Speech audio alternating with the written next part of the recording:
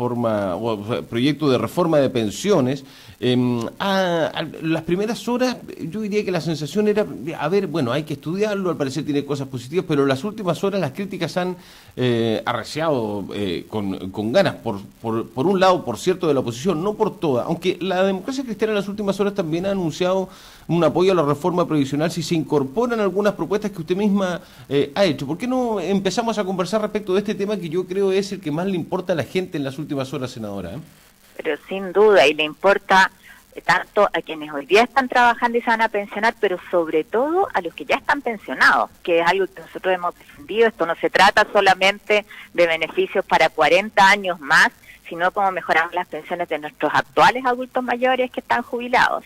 Y ahí, Mauricio, lo primero es que es imprescindible hacer una reforma y por eso nosotros hemos planteado nuestra disposición a que aquí se genere un acuerdo amplio, un gran pacto social, porque de otra manera va a ser imposible. Yo creo que lo que peor que nos podría pasar es que esto se polarice, unos son los buenos, otros son los malos, y ahí a veces a mí me preocupa el tono del presidente de la República, es decir, aquí están los que le dan la espalda a los jubilados, los que no, perdón, aquí tenemos que tener capacidad de diálogo todos y el gobierno en eso tiene mayor responsabilidad.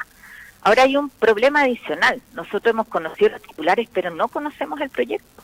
Y es muy complejo cuando se habla solo sobre anuncios, que parecen más una estrategia comunicacional que la decisión de ir a trabajar, ¿no es cierto?, en lo técnico, en el detalle, cuáles son las implicancias de lo que se está planteando. Entonces hay cosas que a uno le parecen buenas. Por supuesto que mejorar el pilar solidario. Se ha planteado que va a mejorar hasta un 50%. Y lo primero que dijimos a los adultos mayores que hoy día tienen una pensión de 107.000 pesos. Eso es la pensión básica solidaria. No los vamos a hacer esperar un año para tener un reajuste del 10%. Esos son 10.000 pesos más. Y para una persona que recibe 107, pucha que es importante. Entonces, en vez de hacerlo para el 2020, que es lo que tiene contemplado el gobierno, hagámoslo ahora y que se garantice para el 2019. Creo que esa es como una forma de empezar, además, en un ánimo mucho más dialogante y respondiendo a los que hoy día son prioridad. Después, tenemos que ver qué se dice respecto de la industria de las AFP, porque hoy día se ha seguido el debate, claro, el 4% adicional, que entre paréntesis nosotros habíamos puesto un 5%, se está rebajando un 1%, ¿por qué? Tendrá que explicarse, pero respecto a ese 4% adicional, tú puedes escoger otras entidades que no conocemos las características que tienen. ¿Por qué no decidir sobre el 14%? ¿Por qué resguardar ese 10% para las actuales AFP? En el fondo le mantienes el negocio inalterado y no se habla nada de cambios regulatorios, pero sin conocer, te insisto, el detalle del proyecto, es difícil pronunciarse con más certeza. Ya, pero la sensación que queda así, senadora, es que más allá de diversificar el negocio, se está potenciando el negocio de las AFP. Yo creo que efectivamente es así, y si hay algo que yo creo que todos coincidimos, es que nosotros no podemos fortalecer el sistema de AFP tal cual como está hoy día. Mira, hay desde elementos de transparencia que yo he planteado, el que conozcamos la declaración de patrimonio de los directores de una AFP, porque al final tú no sabes si la decisión que está tomando con las platas de los trabajadores, no con sus platas, es en función de la empresa en la que está relacionada o de la mejor rentabilidad para esos fondos. Tenemos derecho, así como lo hacemos en el mundo político, me parece muy bien transparentar cuando hay conflicto de interés, que también se haga en el caso de las AFP, o una serie de aspectos que tienen que ver con comisiones fantasma o comisiones de intermediación que finalmente significan costos adicionales para los trabajadores, porque son comisiones que se quitan, ¿no es cierto?, de su fondo o de lo que mensualmente está cotizando. Ahora, el punto, senadora, es que las pensiones en general son muy malas. Unos pocos ganan muy grandes pensiones y la gran mayoría gana pensiones que son... Mire, voy a ocupar una palabra que es fuerte, ayer la dije, son pensiones miserables algunas, que llegan a dar vergüenza. Entonces, cuando uno dice, y yo la escucho a usted al principio decir, bueno, subir 10.000, 11.000 pesos, que eso es lo que van a subir algunas pensiones solidarias, es que se llegue a aprobar este proyecto, seguramente esos 10.000, 11.000 pesos para esas personas les van a ayudar mucho, pero las pensiones no van a mejorar, las pensiones siguen siendo muy malas, senadora. ¿Se aprueba o no se aprueba este proyecto? Pero por supuesto, por eso uno dice, oye, ¿qué pasa para la gente para las personas que hoy día están pensionadas? ¿O qué pasa para una mujer Yo valoro mucho que se priorice la situación de las mujeres porque tienen pensiones más bajas, pero se le está pidiendo que permanezca 5 años más en el sistema. Claro. O sea, una mujer hoy día de 60 años que permanezca 5 años más cotizando, eso va a permitir que aumente, de acuerdo a los análisis que se han hecho, 30.000 pesos mensuales su pensión. Pero esa mujer, ¿quién la contrata hoy día, Mauricio? Nadie. O sea, nosotros tenemos que hacer aquí una política que sea diferenciado, porque no es lo mismo una mujer joven, una chiquilla que hoy día está saliendo de la universidad. Tú sabes que en esa generación hoy día la participación laboral es de un 70%, y ellas probablemente van a trabajar hasta después de los 65 años, incluso sin necesidad de un premio ni una obligación de subir la edad de cotizar. Pero es muy distinto para una adulta mayor, una mujer que hoy día está a punto de jubilar. Entonces, esas consideraciones tienen que estar y nosotros vamos a defender en esto a los adultos mayores y sobre todo, te insisto, a quienes hoy día están pensionados. Porque a mí me parece que el proyecto es muy bueno para los que están partiendo, los que van a aumentar efectivamente su pensión en un 40%. Claro, porque pero para eso va a ser... hay que esperar 40 años. Exactamente, entonces eso es lo que puede ser cuando tú hablas de una gradualidad de 8, de 9 años, le vamos a pedir a un adulto mayor que hoy día tiene 70 años, que hoy día tiene 80 años, que espere esos 9 años.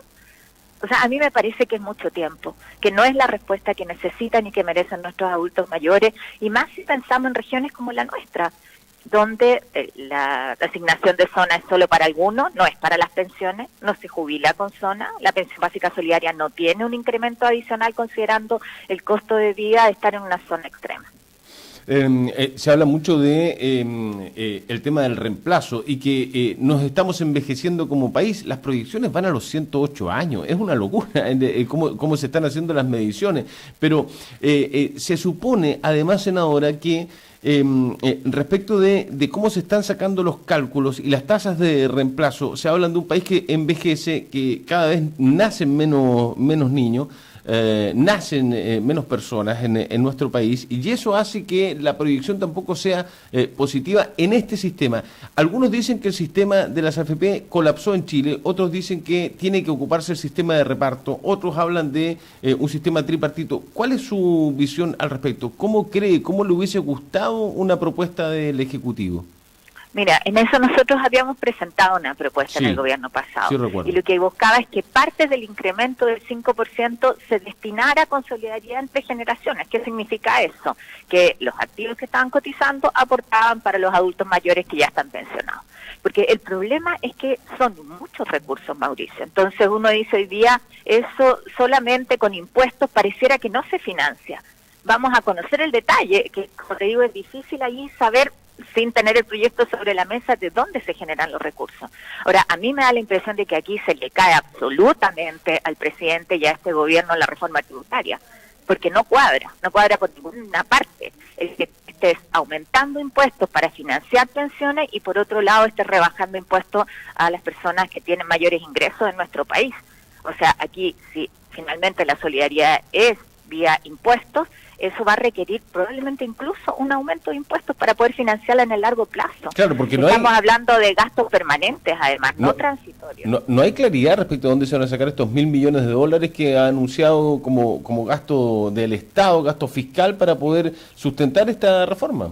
Efectivamente, cuando nosotros hablamos de incorporar la solidaridad al sistema, que además es un principio fundamental de la seguridad social, eso tiene que ver con, transitoriamente y sobre todo en el primer periodo, el poder aportar para que los adultos mayores que hoy día estén pensionados tengan mejoras que sean sustantivas. O sea, yo creo que aquí lo que necesitamos saber es a un pensionado que hoy tiene pensión básica solidaria, o también aquellos que no se benefician de la pensión básica solidaria, pero tienen pensiones que también son muy bajas, ¿cómo le va a beneficiar? ¿Cuánto va a aumentar su pensión? Y lo otro, senadora, es que este 4,2% que va a poder ser administrado por otras instituciones y que se habla de que se va a generar mayor competencia, la verdad es que uno termina pagando, o quienes cotizan, terminan pagando doble comisión por el 10% con los FP y va a tener que pagar otra comisión por el 4,2%, porque estas nuevas instituciones no le van a trabajar gratis a los ciudadanos, claramente, lo ha dicho el ministro de Hacienda. Entonces, también se sigue potenciando las AFP porque seguramente la gente va a decir, yo prefiero tener el 14,2 en la AFP que me cobren una sola comisión y no pagar doble. Entonces uno dice, no me mientan, no me mientan. Eso no es una alternativa para escoger libremente. Parece mucho más un truco para fortalecer a las actuales AFP, con todos los cuestionamientos que tienen. Entonces, lo que nosotros queremos es efectivamente una alternativa, pero una alternativa que no signifique mayor costo. ¿Cuál es la alternativa estatal que se está pensando? No hay claridad. No es necesariamente el Banco del Estado, que probablemente va a jugar con las mismas reglas. Ahí lo que nosotros proponíamos es un ente público que efectivamente sea competencia respecto de las AFP y que sea una alternativa que garantice mejores pensiones. Senadora, la saco un poco del tema de las pensiones. Déjame, Mauricio, solamente un titular. Sí. Además de que se puedan aumentar hoy día las pensiones básicas solidarias en este primer piso, ni siquiera decimos todo, sino el 10%, también lo que hemos reiterado es una propuesta de campaña que ojalá el presidente pueda acoger, que es la ley de la marraqueta. ¿Te acuerdas? Esto de que cada niño que nazca venga con su marraqueta bajo el brazo, sí, que se le pueda abrir una libreta de ahorro donde se le deposita 1 millón de pesos, que va a estar 60 años ahí, esa es la gracia, y por lo tanto va a garantizarte un piso, una pensión que se estima podría ser de 200.000 pesos. Entonces uno dice, oye, también hagámonos cargo de la mayor preocupación de los papás y mamás, ¿no es cierto?, que es el futuro de nuestros hijos cuando no estemos. Lo último respecto a las pensiones, ¿cree usted que hay que hacer modificaciones a las pensiones de las Fuerzas Armadas? Por supuesto, y nosotros como Democracia Cristiana lo hemos dicho desde el día 1, en un documento que además fue aprobado por el Consejo. Acá es muy dispar y cuesta entender que el presupuesto de las Fuerzas Armadas para pensiones sea el mismo que tenemos para todo el pilar solidario, para no entrar en detalles de cifra, cuando la cantidad de gente beneficiada es mucho menos. Entonces hay un tema que hay que revisar sin duda. Ya, la saco de las pensiones para aprovechar bien los minutos. Ayer tuve la oportunidad de ver un ratito una entrevista que dio a Profundidad de Campo, creo que se llama el programa de la televisión del Senado. Sí, del Senado. Sí, y dio una frase muy interesante que me llamó mucho la atención, que un poco hasta sorpresa y hasta angustia le diría. La estimación es que la mitad de los hombres y 1/3 de las mujeres de nuestro país van a tener cáncer. Esto requiere de una política pública y por eso hemos planteado la Ley Nacional de Cáncer. Un cáncer que se detecta a tiempo en general es un cáncer que se puede sanar. ¿Esos son los números tan duros, senadora? Efectivamente, sí, mira, en 2 años más el cáncer va a ser primera causa de muerte.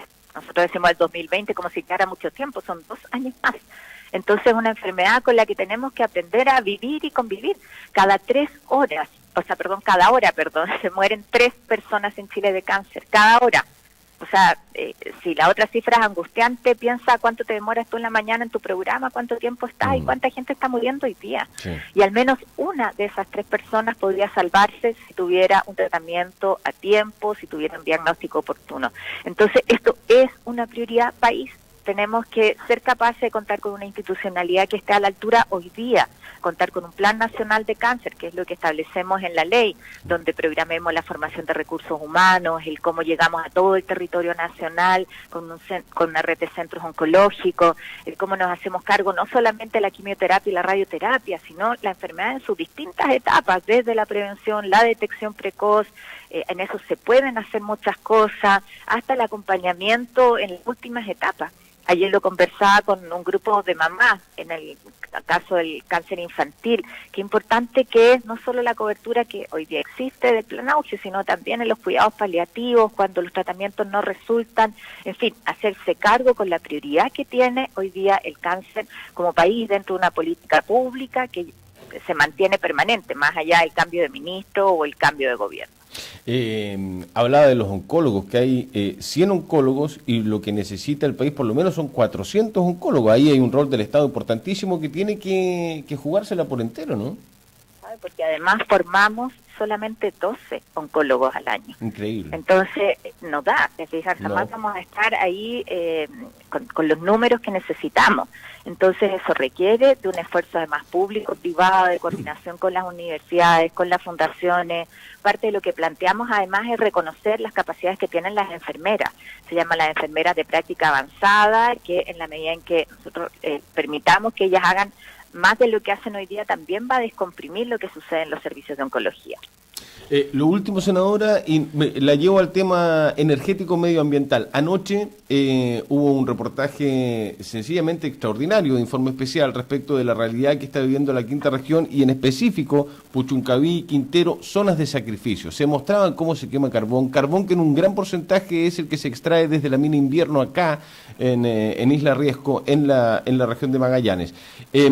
Se mostraban metales pesados en las escuelas, se mostraba de que hubo un plan de descontaminación que fue anunciado con bombos y platillos que ha fracasado, que el aire no es irrespirable porque la gente lo respira pero no se da cuenta, pero la gente, a propósito del cáncer, le da cáncer, está respirando sustancias cancerógenas, una cosa impresionante, y no se hace nada, senadora, y se siguen aprobando leyes para que se siga extrayendo carbón, para que y la quiero mezclar un poquito con el gas que va a venir desde Argentina, que se ha abierto nuevamente la cañería y que le podría meter un poquitito de presión del carbón, pero es insólito lo que pasa en Puchuncaví y a nosotros nos da un poquitito de resquemor también, pues si es carbón que se saca desde acá. Exacto, o sea, la misma angustia que a ti te dan las proyecciones de cáncer, ahí me da el ver cómo no se reacciona como país.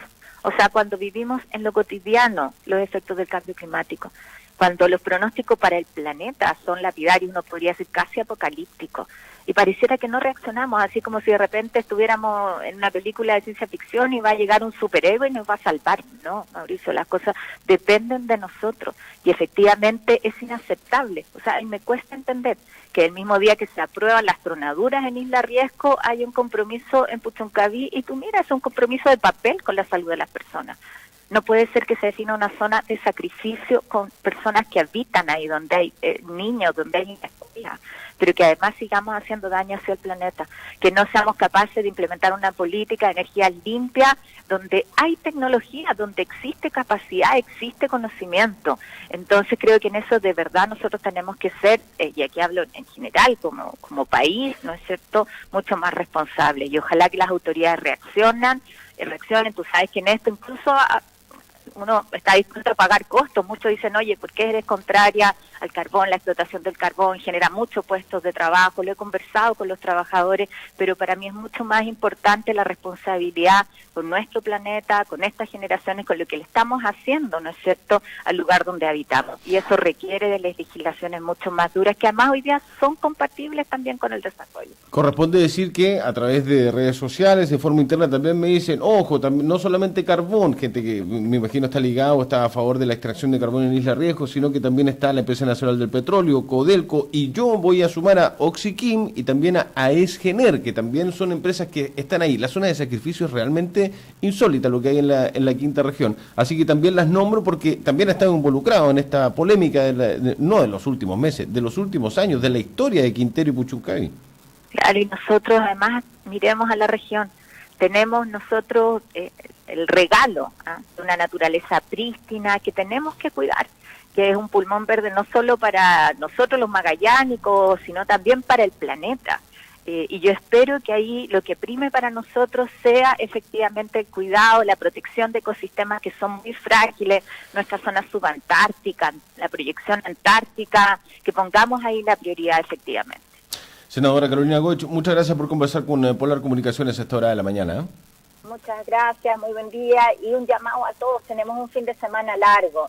Saludar a la Iglesia Evangélica, recordar cuando sacamos adelante el proyecto que hoy día permite que tengan su día, después a quienes acompañan en el cementerio, a sus familiares, pero sobre todo el llamado a cuidarse. Hemos visto cómo en la región han habido accidentes por conducción en estado de ebriedad, eso es algo que podemos evitar.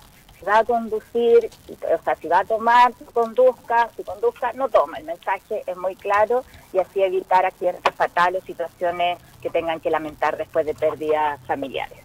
Que esté muy bien, senadora. Buenos días, buena jornada. Gracias, buen día. Chao, hasta luego. Pausa y en 4 minutos y medio aproximadamente, acá en los estudios de Polar, la concejala Verónica Aguilar conversa con nosotros. Volvemos.